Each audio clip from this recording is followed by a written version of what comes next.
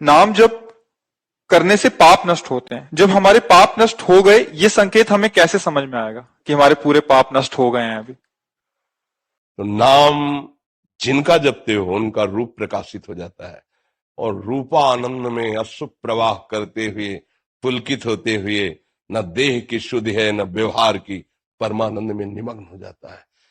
अभी क्या है कि नाम हमें मीठा नहीं लग रहा, नाम में जो नशा है वो नशा नहीं चढ़ रहा।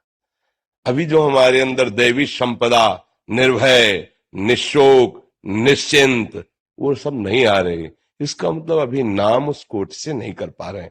और जब नाम जब करेंगे तब आपको एक ऐसी स्थिति आएगी कि हर दुख, हर अपमान मुस्कुरा के सह जाएंगे। कोई भी दुख, कोई भी अपमान, कोई भी निंदा आपके हृदय में क्षोभ नहीं पैदा करी।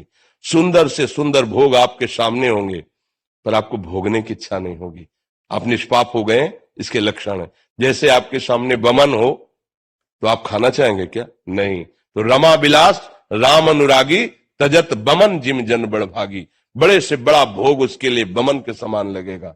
कोई ऐसा नहीं कि उसके अंदर अपने रूप का आकर्षण कर सके या किसी वस्तु का आकर्षण कर सके। व्यवहार काल में वो दिखाई देगा, खाते पीते, चलते उठते, बैठते, हंसते, बातचीत करते, लेकिन अंतर दाव लगी रहे, धुआं न प्रगटे कोई, कह जाने दिल आपनो, या जा सिर बीती।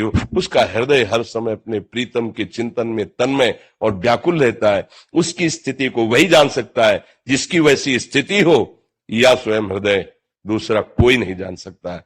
जिस समय नाम का रंग चढ़ेगा तो नामी का संपूर्ण वैभव उसके हृदय में प्रकाशित हो जाता है। पेट भरता है तो किसी दूसरे से दस्तखत नहीं करवाने होते कि मैं छक गया क्या। अपना हृदय बोलने लगता है कि अब कृतकृत्य भयो, अब कछुनाथ न चाहे मोरे।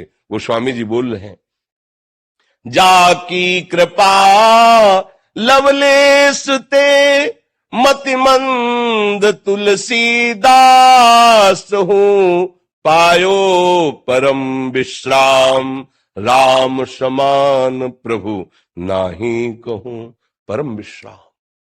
अब कोई चाह नहीं, कोई चिंता नहीं, आनंद की उमगन में वो हर समय मस्त रहता है। न दिन में न रात में कोई भेद नहीं रह गया, निरंतर नाम चल रहा है। अभी अभ्यास करें, किसी से पूछने की जरूरत थोड़ी पड़ेगी, वो स्थिति आपके हृदय में खुद आपको। मीरा जी कहती, गिरधर मुझे कितना सुख देते मेरा हृदय जानता है।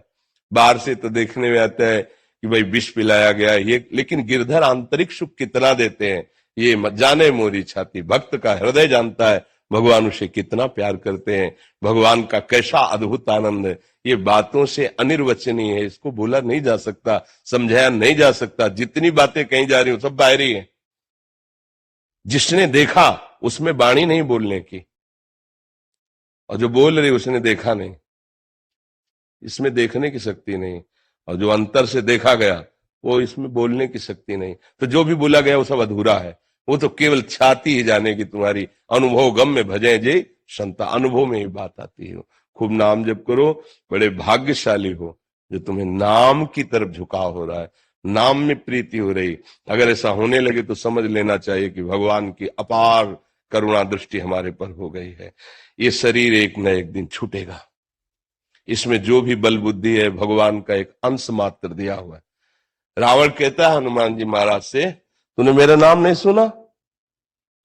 मेरी सभा में तो बड़े बड़े लोकपाल भी नजर झुका के बात करते हैं, भयभीत होकर। तू किनके बल से हमारे में आंख मिला के देख रहा है? किनके बल से अशोक वाटिका उजाड़ दी? हनुमान जी ऐसे कहते हैं, जाके बल लवलेस ते, जित्यो चराचर झारी, तासु दूत में जाकर हरियाण्यो प्रिय। ए दशकंधर, हमारे प्रभु के एक अंश मात्र बल से त्रिभुवन पर तूने विजय प्राप्त की। उन्हीं स्वामी श्री राम का मैं एक दास हूं। तू जानना चाहता है मैं कौन हूं? उन प्रभु का जाके बल लवलेस थे, जरा सा बल तेरे में जागृत हुआ तो तू त्रिभुवन पर विजय प्राप्त। उनका मैं दास हूं जिनकी प्रिय प्रिया का अपहरण करके तू लाया हुआ है। एक अंश मात्र बल हो जाता है, जरा सा जीव पर प्रकाशित हुआ वो, क्योंकि भगवान सर्वाश्चर्य में है ना।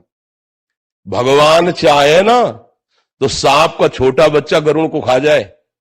जो गरुड़ जी बड़े बड़े 1000 फणधारियों को एक सेकंड में फाड़ के फेंक दें, उन गरुड़ जी को एक छोटा सा सांप का बच्चा लील जाए। प्रभु प्रताप ते गरुण ही खाए परम लघु ब्याल, छोटा बच्चा। भगवान जो जड़ को चेतन कर दे, चैतन्य को जड़ कर दे, ब्रह्मा को मच्छर बना दे, मच्छर को ब्रह्मा बना दे, मसकई करें विरंची अजय मसकते असमर्थ। ऐसे प्रभु का जो नाम जब करते हैं शरणागत है, उनके लिए कोई दुर्लभ बात नहीं। इस संसार की क्या, त्रिभुवन में कोई उनके लिए दुर्लभ बात नहीं है। तो खूब नाम जप करो और बहादुर बनो। हम सबसे कहते हैं कायरता छोड़ो।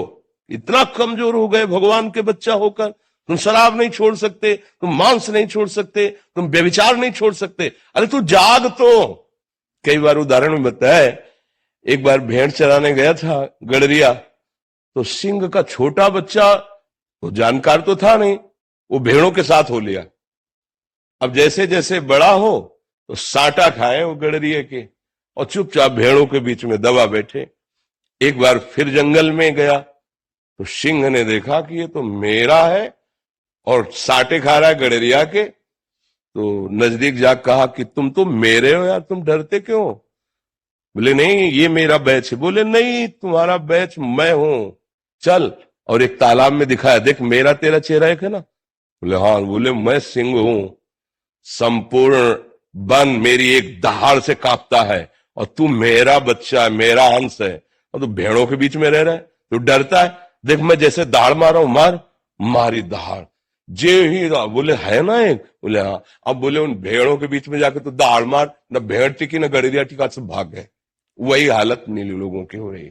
भगवान का सच्चिदानंद अंश हो करके काम क्रोध लोभ मोह मद रूपी भेड़ों के बीच में हम पल करके ऐसा लगता है मैं इसके बिना जी नहीं सकता, मैं इसके बिना जी नहीं सकता। अरे तू दहाड़ मार, अविनाशी का अविनाशी बच्चा है। काल भी तेरे ऊपर असर नहीं कर सकता, तेरे ऊपर। शरीर तो काल के अंतर्गत है, लेकिन तू अकाल है, तेरे पर काल विजय नहीं प्राप्त कर। तू उसी का अंश है जो परम सत्ता है। तो यही बात समझाने के लिए सारे ग्रंथ है, सारे पंथ है, सारे संत है जो एक साथ मिलकर समझाते हैं। तुम समझो, अपनी शक्ति को जागृत करो। तुम महान के बच्चे हो, कोई साधारण नहीं हो। हम लोग फंस गए, छोटे छोटे नशा नहीं छोड़ सकते, गंदी बातें नहीं छोड़ सकते। कैसी बात करते हो? एक आदमी सोच ले केवल कि मैं मरा, तो हिला के रख देगा, सबको हिला, सबको भयभीत कर देगा। केवल सोच ले आज मैं मरा, अब कुछ नहीं। अब उसके सामने टिकना मुश्किल पड़ जाएगा, क्योंकि उसने मृत्यु का वर्ण कर लिया है और तुम अपने प्राण बचाना चाहते हो। तुम केवल सुख भोग की लालसा से गिर गए हो। अगर लौट पड़ो अपनी तरफ तो तुम बहुत महान बलशाली हो, भगवान को अधीन कर सकते हो। और क्या बात है? हम प्रेम के द्वारा, भजन के द्वारा अजित भगवान को अधीन कर सकते हैं। इसलिए नाम जप कीजिए और धर्माचरण से चलिए, तभी नाम जप प्रकाश लाता है। गंदे आचरण करने वाला वर्तमान में, पूर्व में गंदे किए हैं और नाम जब शुरू कर दिया वो महात्मा हो जाएगा, लेकिन वर्तमान में भगवान के विरुद्ध आचरण करे, धर्म के विरुद्ध, गुरुवाणी के विरुद्ध आचरण करे और सोचे कि फिर तो बड़ा गड़बड़ हो जाएगा। फिर औषधि पारो तो परहेज से रहो, अभी भवरोग ठीक हो जाएगा। जो नाम मिला है उसको प्रकाशित करने के लिए गंदे आचरण नहीं होने चाहिए, पापाचरण नहीं होना चाहिए। पापाचरण, गंदा आचरण किसे कहते हैं? जिसे शास्त्र मना करते हैं, जिसे संत जन मना करते हैं। फिर नाम अपने आप प्रकाशित होता जाएगा, किसी से पूछने की जरूरत नहीं पड़ेगी, न राह की और न आनंद की। दोनों चीज आपको दिखाई दी, ये राह है और ये इसका आनंद स्वयं में अनुभव में आएगा।